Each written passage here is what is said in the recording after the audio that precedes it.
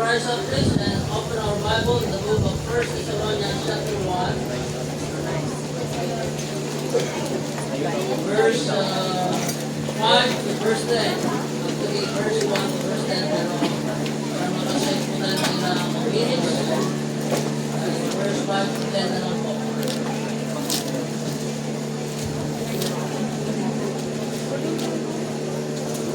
Nandiyan po kayo. First Thessalonians chapter 1, verse 5. Let's begin reading.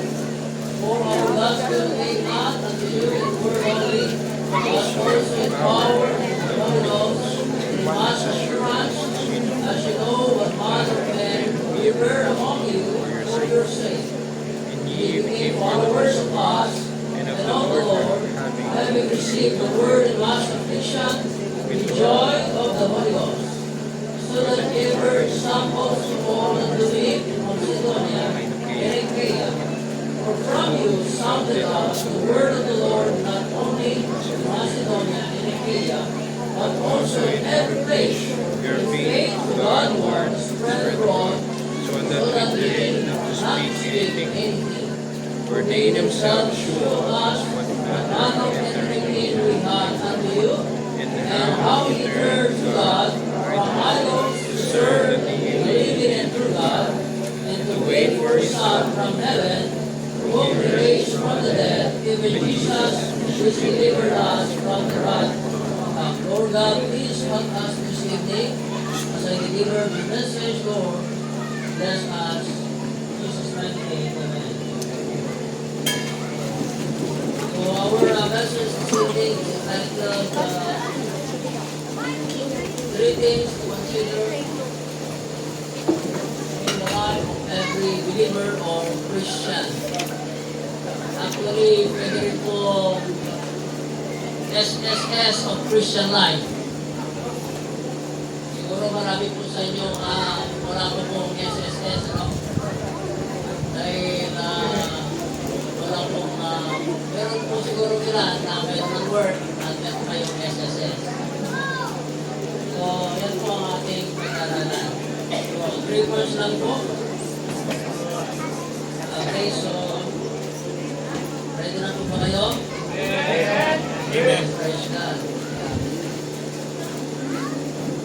So, ang ating pong binasa ay patungkol sa sulat ni Apostol Pablo sa mga believers sa Thessalonica. And his first letter to the Gentile converts. According to Dr. Rockman, kapag meron tayong mga new convert, ito ang pwede natin ibigay, suggest na pwede nilang basahin. So, nung tinignan po natin, ang unang bagay po natin dapat i-consider sa buhay po natin, mga mananampalataya, ay una, hindi tayo magiging Kristyano kung wala pong Diyos. Wala pong tunay na Diyos, walang tagapagligtas, at hindi tayo saved. We are Christian because, first of all, there is God up in heaven, a true God, and a living God, which saves your soul. Amen. That's why you need to consider your Savior. And every aspect of your life, always remember God. Why? Because it is God who saved us. And our God is not a God like the other gods. It is called dumb God. They are idols. They have mouth that they speak not. They have eyes but they see not. They have hands but they handle not. Mouths have they but they speak not. So, mga kapatid, we have the highest standards because we have God. And God is up in heaven. That's why our Savior, in verse 1, Paul and Silvanus, by the way, siya po si Silas, and Timotheus unto the church of Thessalonians, which is in God the Father. We are in the Father, And we are in the Son, verse 1. And we are in the Spirit. So we are Trinitarian by belief. Ano ba ang oneness sa inyo? Amen. We are Trinitarian. We believe in one God in three persons. So kung meron pong oneness po dito, pakitaas na ang kamay. Tatawag ako ng pastor doon, muna sa sulok, at kapag i-convince ka muna. Amen. So we believe that there is Savior. And 1 Timothy chapter 4, verse 10, Jesus Christ is the Savior of all men.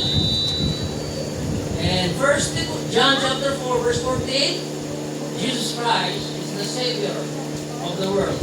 That's why we have the Savior. And one God. We have the true God. In Deuteronomy 6:4, here Israel, the Lord our God is one Lord. The God of Israel is the same God that we have.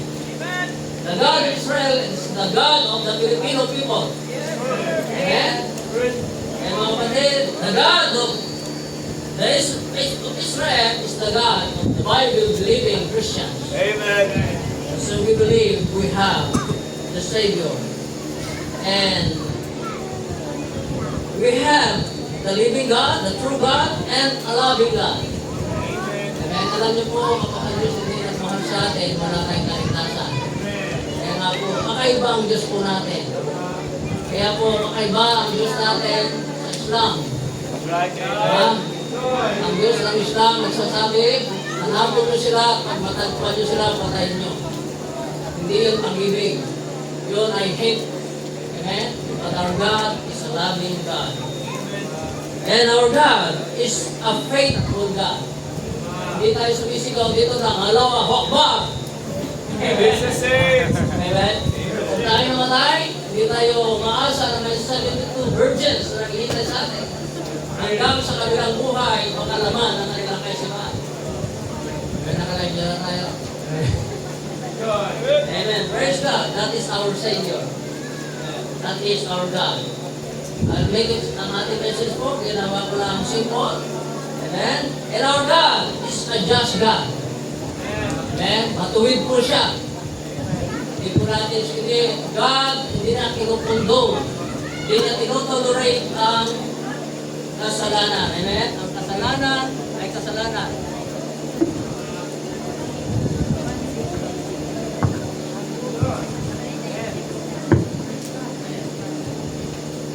Hello.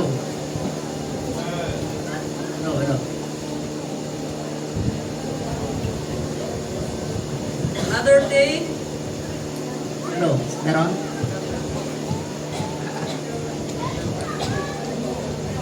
our God, our Savior, is a faithful God. Our God, our Savior, is a just God. Our God is a good God. Amen? Meron po isang tao nagtanong sa Luke chapter 18. Sabi niya, "Good Master, what shall I do to inherit eternal life?" Sabi ng Panginoon, why thou callest me good? There's only one good, that is God. That's why we believe that Jesus Christ is God. Because siya ay good. Is he good? Good bang Panginoon?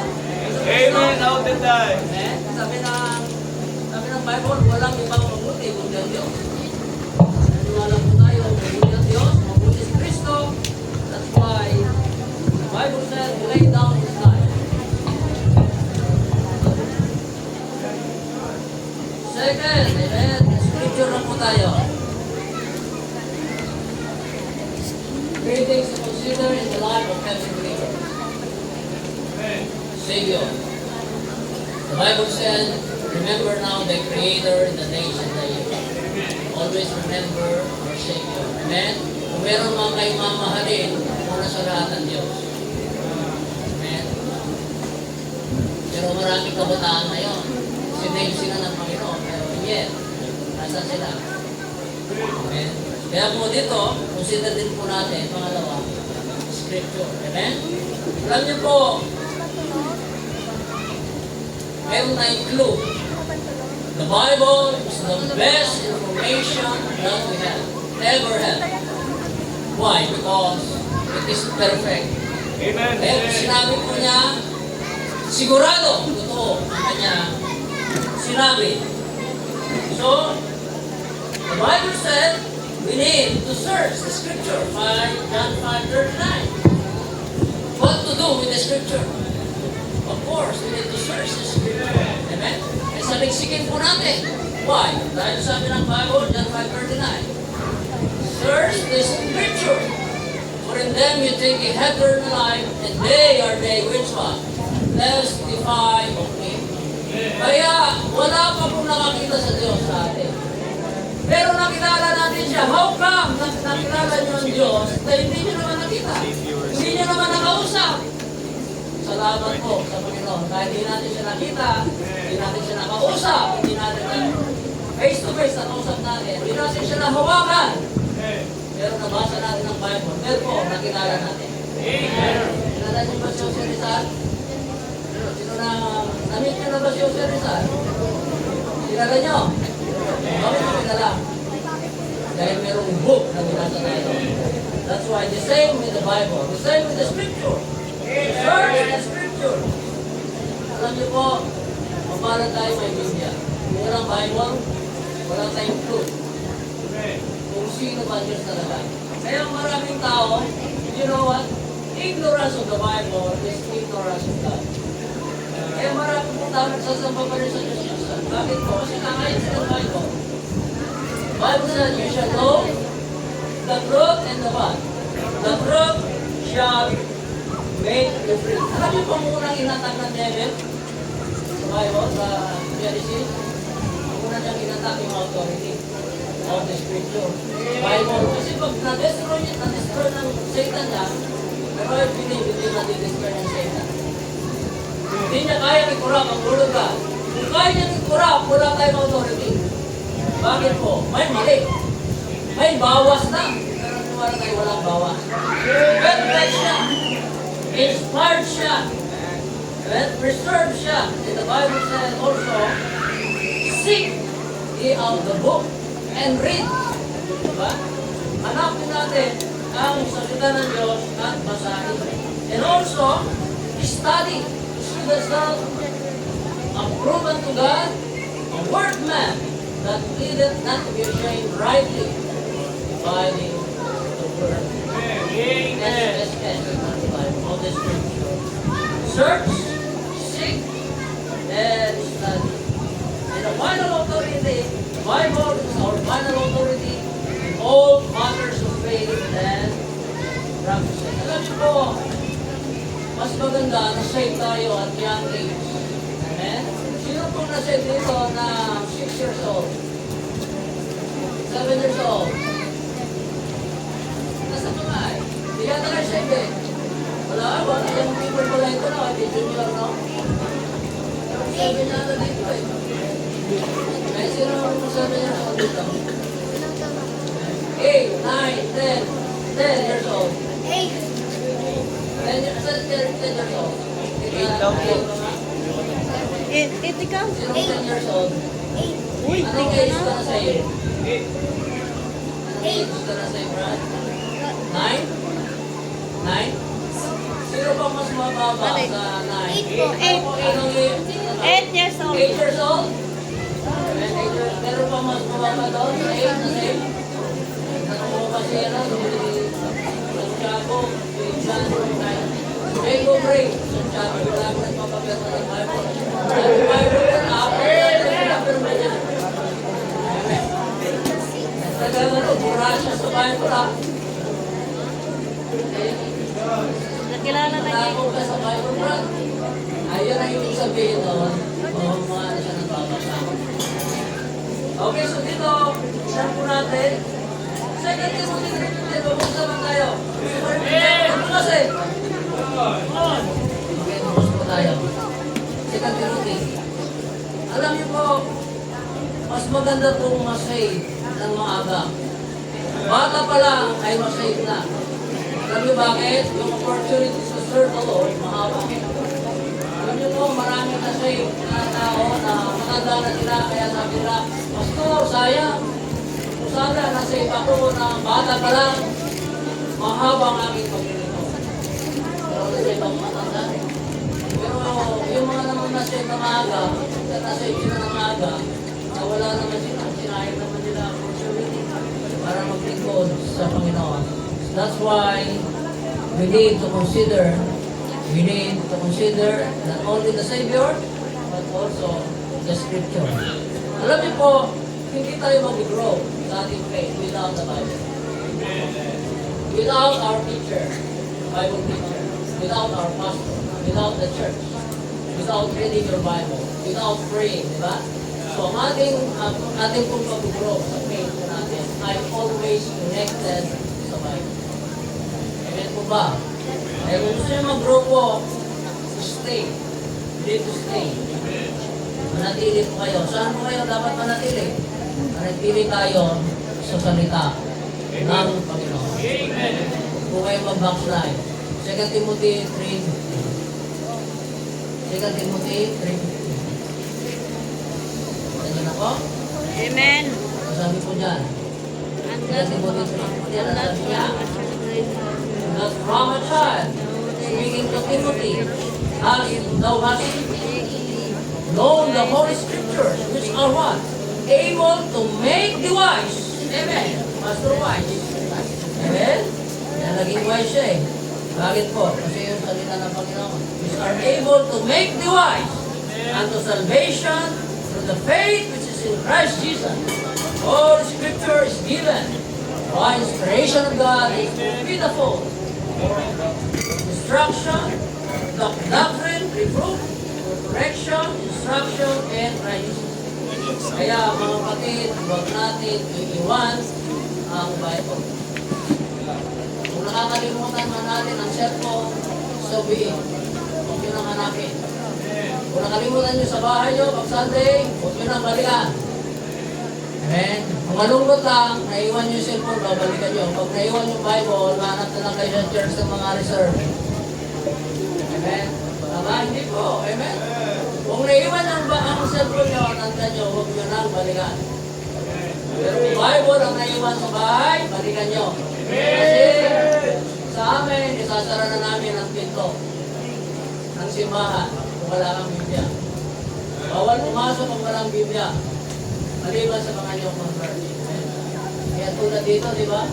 May penalty ang walang Bible. Bakit po? Hindi kayo mag-grow kung walang Bible. Kailangan, dalagat binata pa kayo, sabihin nyo, Bible ang asawa nyo.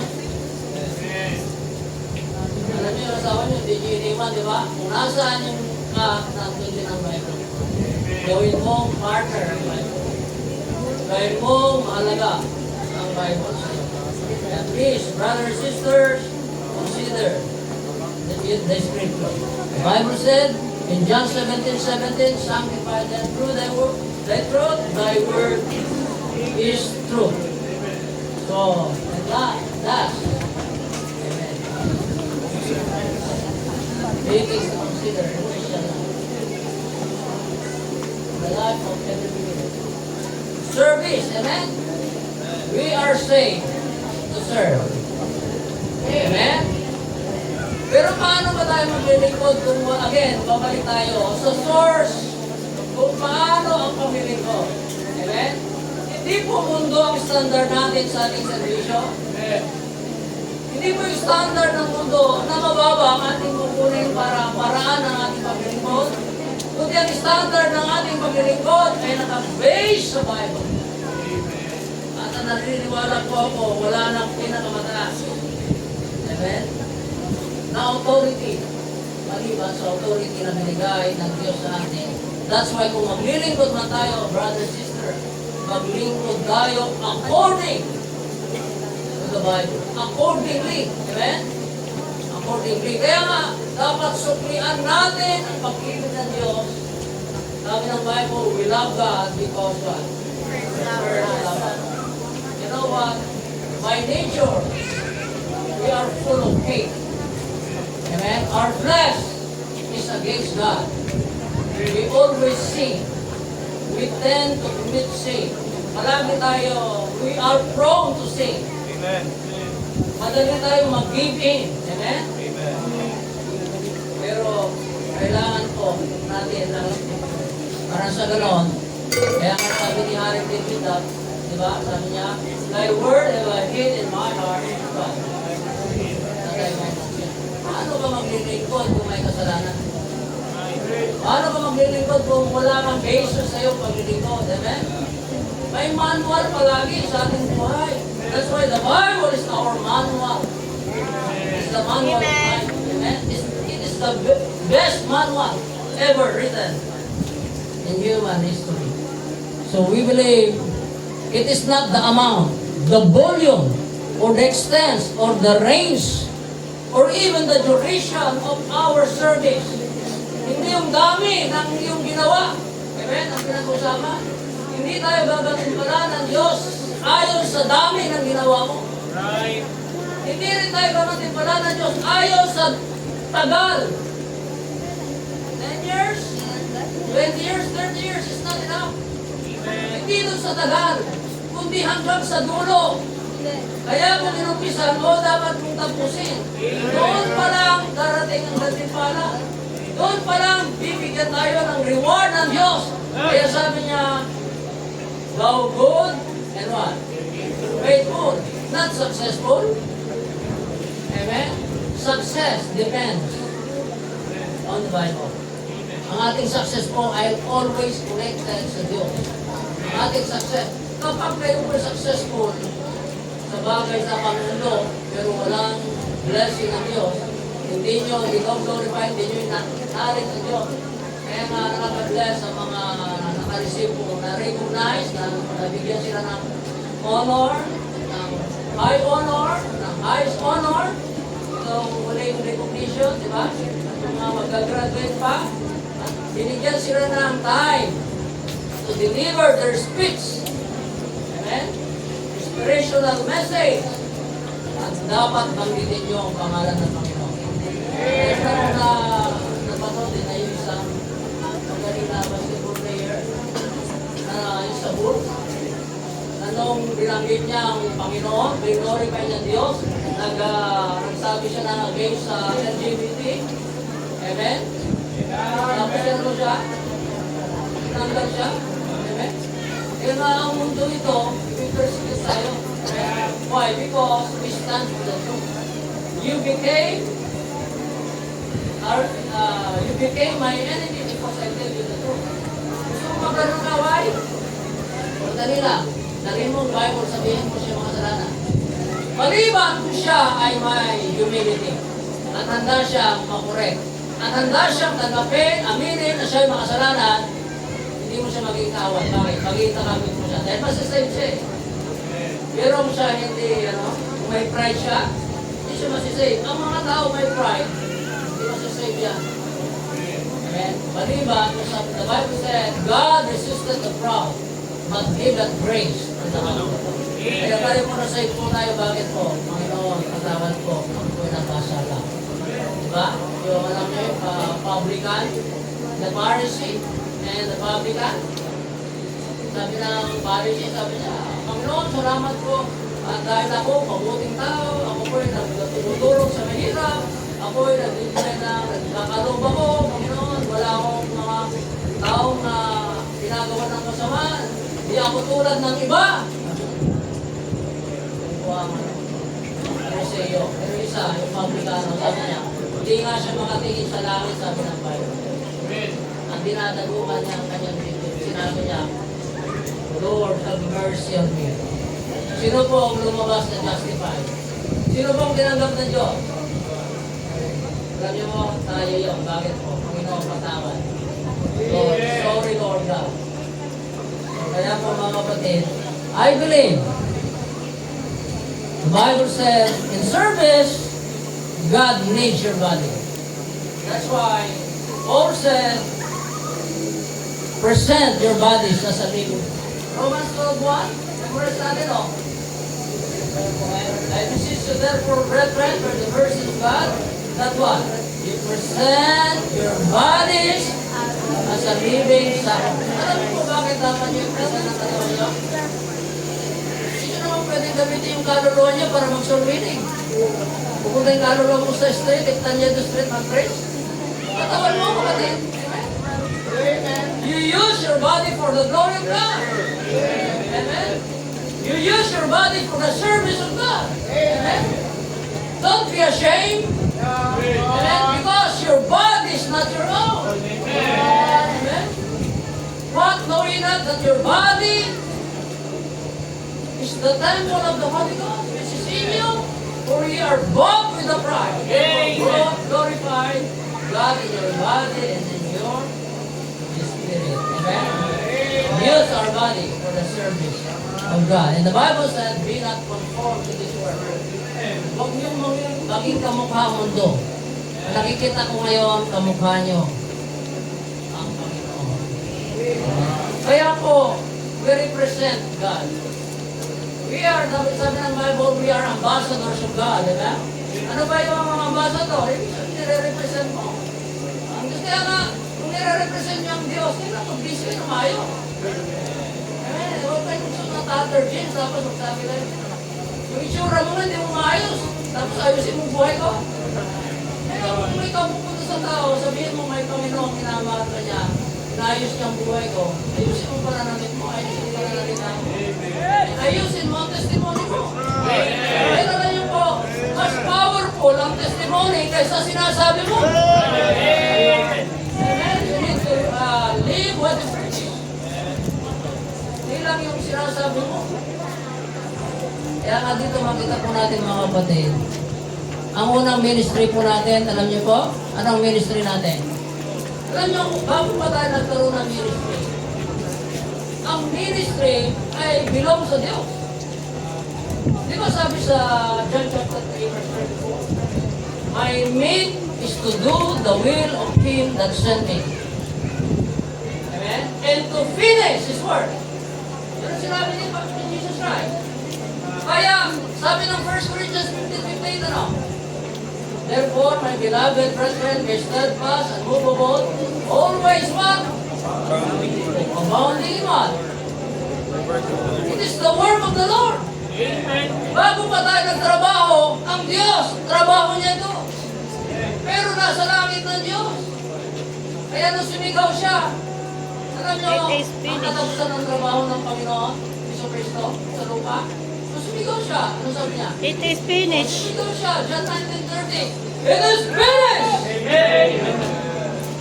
Kaya ang bato, nasa atin na. Ang isang bato ng bato. Literal. So, nasa atin na po ang ministry na yun. Ano ministry po natin? Kaya natin po, huwag kayong mag-asawa na wala kayong madala sa church. Pastor, rule ba yan? Absolute ba yan? Hindi. Pero pwede kayong mga ako. Di ba sa Bible, sabi ng mga ano, gusto nilang patayin si Pablo, di ba? Sabi na, hindi kami kakain, hindi kami inom, hanggang di namin napamatay si Pablo. Hindi nila napatay, kaya namatay sila eh. Kaya mga kapatid, una pong dapat po natin pagservisyohan ang Diyos na nagligtas sa atin. Pangalawa, ang family natin. Kung nagsiservisyo na tayo mga kapatid, we need to serve the Lord. Amen? Let us all serve the Lord. Hindi lang ikaw, pati family. Kaya nga po sa mga lagi si Jacob, Jacob Rhea, para makalimutan ito mga kanito. Santiago, sabi ko, kasama ko ang papa at mama mo sa church? Hindi ko eh. Sila ang maging trabaho mo. Sila sa church. Alam niyo po, masaya ka ba na nagdadala ka ng kalwa pero ang magulang mo, mahal mo sa buhay, hindi mo kasama? Masaya tayo, may nadadala tayo, pero mas masaya tayo kung unang mimisyonan natin kaya natin family. Sino ang head ng family dito? Hello. Kasama kayo po. Yung lola, lolo, nanay, tatay, mga kapatid, save na ba sila? Nasaan mo nga? Sino ang save na? Okay, kung di kasi mo mga, yung save na yung parents nyo. Yung hindi save ang parents. Nasaan ka nga? Honestly, hindi naman dapat pahiya. Maging ano lang. Tayo lang naman. Yung hindi save ang parents. Hindi lang. niyo po, dapat yung panalangin. Una, dapat yung ministry muna, hindi yung ibang tao. Ang una yung mission ay yung family. Your family is your ministry. First ministry. And then you need to pray for them. And you need to show them, amen, from the scripture that they need salvation through Jesus Christ. Alam mo sabi ni Joshua, as for me and my house, we They will will serve. serve the Lord. Ang Panginoong Diyos ay nagserbisyo. Tayo rin bilang ligtas, individually, nagsiservisyo. At mas maganda kung tayo ay saved, ang mission natin, ang mga magulang natin, mga kapatid natin, para pag naglingkod tayo, buong family tayo. Diba, maganda na kayo maglalakad, pumunta sa church. Dahil mahal ng gasolina. Maganda na kayo. Pero magandang tingnan nyo, tama? Bakit pwede namang lakarin, mas magandang tingnan nyo. Bakit po? Testimony yun eh. Dati naman, yung 1 kilometer, malapit lang yan, lakarin na yun. Mamasahe kayo eh. Peres, wag nyo silang bigyan ng pera para maglakan. Para makatipid. So maganda po na tayo bilang family, yung family nyo, kasama nyo sa church. Alam nyo po na nasave ako. Alam nyo kung na akong isip. Hindi yung barkada ko. Hindi yung mga katrabaho. Hindi yung naging batch ko. Batchmate ko din. Ang una ko na isip, mga magulang ko. Sa church ko, palagi ko natin testimony. Bibigay ko ang testimony ko din. May kwento ko. Ang nanay ko, na-save. Bible study ko siya. Nakaupo siya doon sa malapit sa pinto ng aming tahanan. Nakaluhod ako sa harap. Habang Bible study ko siya, nakaluhod ako sa harap. Nakaluhod niyo habang Bible study ko, nanay ko, umiyak siya. Siguro din narinig kasi walang mic. Nakaluhod ko ako sa harapan ng nanay ko dahil alam ko mahalaga ang kaligtasan. At habang binabible study ang nanay ko, umiiyak. At ako habang nagbabible study ko, umiiyak ako. Sumanggap ang mama. Amen. At alam nyo, ang tatay ko, muntik siya namatay, naging payat. Pero nakarecover siya. Pero yung time na siya po ay halos butot balat. Nakahiga din siya. Kung yung nanay ko nakaupo doon sa may pintuan namin, na nakaupo siya doon sa kawayan na upuan. Yung tatay ko naman, nakahiga siya sa kawayan na papagod. At hindi ko alam kung mamamatay siya sa time na yun kasi butot balat na siya. Habang nandun po siya, talagang ako po ay lumuhod din. Katulad ng ginawa ko sa nanay ko. Ang tatay ko po, never ko po siya, mula pagkabata ko, never ko siya nakita umiyak. Pero nung ako po ay lumuhod, at kinausap ko siya patungkol sa kaligtasan, at binuksan ko ang aking Bible. First time ko po, sa buong buhay ko, na tumulo ang luha niya, umiyak siya, at tumanggap siya sa akin. Kaya mga kapatid, i-consider po natin ang ating mga mahal sa buhay. Consider po natin ang ating family. Dahil kahit naglilingkod po tayo, kung hindi natin kasama, hindi save ang ating family, I tell you, parang may kulang. May kulang, may kalungkutan. At kasama ko na rin yung auntie ko sa church, sa panahon na nag-umpisa sa Pastor Jonathan, yung auntie ko, kasama ko yung pinsan ko. Kasama ko pati yung anak ng landlady namin. Kaya mga kapatid, magdala tayo ng kaluluwa sa Panginoon. Magdala tayo, mag-invite tayo ng mga kaluluwa sa church. Una, yung ating family. So, hindi lang bilang family, kundi we need to serve the Lord as a church. Amen? Ating tayo po ay bilang sa isang church. We need to serve God together. In a church, there is togetherness. We have what we call fellow workers, fellow laborers. And 1 Corinthians 3:9 says, we are laborers together with God. Alam niyo po, sa loob ng simbahan, kayo po ay magkakampi. hindi kayo magkakaaway. Magkakasangga tayo. Amen? Pero minsan may nangyayaring away sa loob. Pero you need to be ready for reconciliation. Kasi mahirap maglingkod sa Diyos na may away sa loob. Kaya mga kapatid, yun po ang spirit ng pagiging Kristyano. Forgiving spirit. Amen? Mapagpatawad. We need to be ready for reconciliation. For that reason, tayo po ay makapaglingkod not only as an individual, not only as a family, but also as a church. Why? Because our church is our family. Amen? Family po natin yan. Mahal nyo ba ang church nyo? Sino po walang church dito? Tumatanggap po kami ng member. Amen? Meron bang walang church dito? Hindi kayo member sa ibang church? Basta magpadang lang. Wala naman silang church, hindi pwede. Welcome. Okay. Amen. So dito po, ang ministry po natin mga kapatid, tayo sa 2 Corinthians 5, we have the ministry of reconciliation and the ministry of the word. What we need in the ministry and the service, God needs our faithfulness. Taboy maging tapat. Maging tapat tayo, hindi lang sa malaking bagay, kundi maging sa maliit na bagay. Kasi kung di tayo tapat sa maliit, paano tayo maging tapat sa malaki? Kaya ngayon pa lang, estudyante kayo, dapat kayo natututunan yung nagbibigay sa church. Hello? May pastor, estudyante ako allowance ko sa ito Hindi po excuse. Amen. Matutunan nyo. Kahit po yung pag-ipon nyo para sa kami, dapat nagtatabi kayo. Amen. Kaya makita nyo, doon kayo matututunan nyo ang discipline when it comes to money. Money matters. So also in the ministry, we need humility.